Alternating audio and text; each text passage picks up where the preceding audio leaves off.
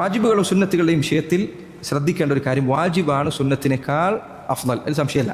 ഉലമാക്കൾ ചിലർ പറഞ്ഞതായിക്കണം, മൻ ശഗലഹുൽ ഫർദു അനിൻ നഫ്ലി ഫഹുവ മഅദൂർ. ഒരുത്തൻ ഫർദിൽ വ്യാപൃതനായിക്കൊണ്ട് സുന്നത്ത് ഒഴിവാക്കിയാൽ അവന് അള്ളാഹുവിൻ്റെ അടുക്കൽ ഇളവുണ്ട്. എന്താ പറഞ്ഞേ?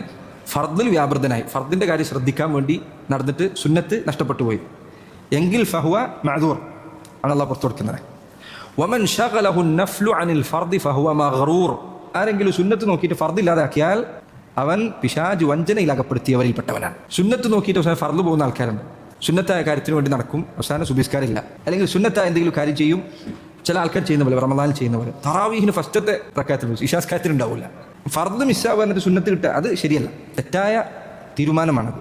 ഫർദാണ് ഒന്നാമത് ശ്രദ്ധിക്കേണ്ടത്. നിങ്ങളെ ജീവിതം തർത്തീബ് ചെയ്യുമ്പോൾ ആൾക്കാർ നന്നായി കഴിഞ്ഞാൽ, ഹിദായത്ത് കിട്ടിക്കഴിഞ്ഞാൽ ആൾക്കാർ ചോദിക്കും ഇനി എന്ത് ചെയ്യണം എന്നുള്ള ഈ തർത്തീബ് ഇങ്ങനെയാണ്. അവൽ വാജിബ് ആദ്യം ശരിയാക്കുക, പിന്നെയുള്ള വാജിബുകൾ ശരിയാക്കുക. ഹറാമുകൾ, ഏറ്റവും വലിയ ഹറാം ആദ്യം ഉപേക്ഷിക്കുക, പിന്നെ പിന്നെ പിന്നെ പിന്നെ എന്നാൽ ചിലർക്കെങ്കിലും ഇവിടെ അബദ്ധം പറ്റില്ല. ഇവിടെ ആളുകൾ തുടക്കത്തിൽ സുന്നത്തുകൾ അങ്ങനത്തെ കാര്യത്തിൽ ഭയങ്കര സുന്നത്ത് ശ്രദ്ധിക്കണമെന്നല്ല പറയുന്നത്. പക്ഷെ വാജിബ് ശ്രദ്ധിക്കാതെ സുന്നത്തിലേക്ക് ചാടിയതോട് കാര്യമില്ല. ഓരോന്നിനും ഒരു ക്രമമുണ്ട്. സഹാബികൾ നബി സല്ലല്ലാഹു അലൈഹി വസല്ലം ശരിയാക്കിയെടുത്തത് അങ്ങനെയാണ്. ഈ ക്രമം ഒരാൾ പാലിക്കാതെ വന്നാൽ അത് ചിലപ്പോൾ അയാൾക്ക് വലിയ പ്രയാസമുണ്ടാക്കും.